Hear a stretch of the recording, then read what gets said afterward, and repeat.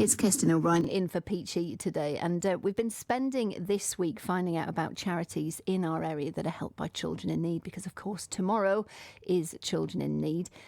Today we're finding out about Inclusion Hampshire in Basingstoke, which provides alternative education for those needing extra mental health and wellbeing support. And while learning, let's find out more with the Chief Executive of Inclusion Hampshire now, Cheryl. Good morning to you, Cheryl Edwards. Morning. Hello, morning. So tell me more about Inclusion Hampshire there. How do you come to support young people? Inclusion Hampshire was set up about 10 years ago as a community project that I ran in the district of Hart. And it's grown. I've been joined by some fantastic volunteers and staff over the years. And it grew into an independent charity in 2013. And we've worked with local schools, supporting children that haven't been engaging in school, maybe at home and refusing to go into school because of different conditions that they have, depression, anxiety primarily, and also those that are struggling in school, so maybe disruptive behaviour that's masking conditions, learning difficulties or depression, anxiety again, can come out in many ways and present itself as disruptive behaviour sometimes. So we've had various children referred over the years. We then support them in a very different environment to school, and we teach maths and English. We also do social skills and PHSE, and our music project. And we engage them and with the view to helping them transition back into school or onto college or somewhere where they're feeling really comfortable to learn again.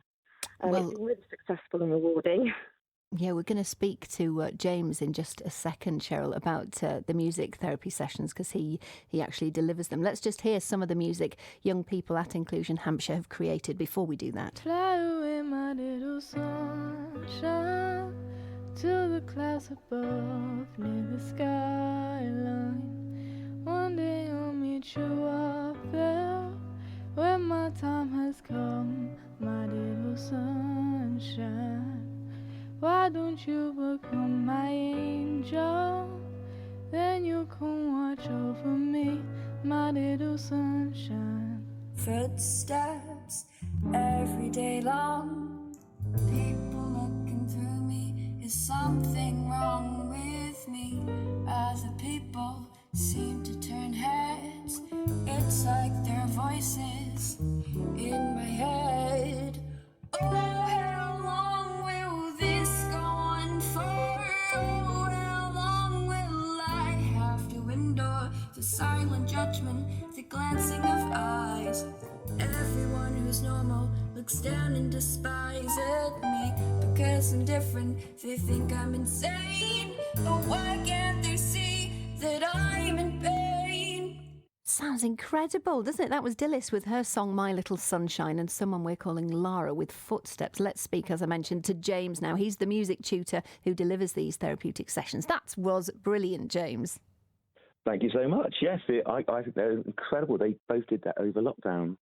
And they just sang into their phones, on the voice recorder on their phones, and just sent me that. So they just made those lyrics up themselves and plucked those melodies out of thin air, and then just asked us to put some music to it. So yeah, incredible that they were able to do that. How wonderful. So how does music therapy work then? Well, in our particular context setting, it's done in a bespoke way, and it's mostly a session with one student at a time. So I'm very privileged in that respect. I get to do it one-to-one, and it could be for so many different reasons. So that's why it's so bespoke. But they tend to be about building a rapport and trust initially, and that's to sort of open the door to communication. So I'll quite often give them a demo of the equipment and then let them listen to or show me the music they like without judging or imposing mine upon them. And how do you find it benefits? How do I find it benefits them? Well, it's just because they haven't really engaged for so long. So it's a really good way of opening up that sort of door to actually speaking to another adult, maybe outside their family for the first time in maybe sometimes years, really. So when you say you're open to all kinds of music, does that mean you can end up helping out with anything from classical to rap even, James? Well, I mean, probably rap more than anything, actually. Yeah, yeah, for sure. Yeah. I'm less classical, maybe, but it's not so much. I mean, there's traditional music in terms of guitar, the vocals, rap, and stuff like that, with using a microphone. But a lot of the stuff is digital technology as well.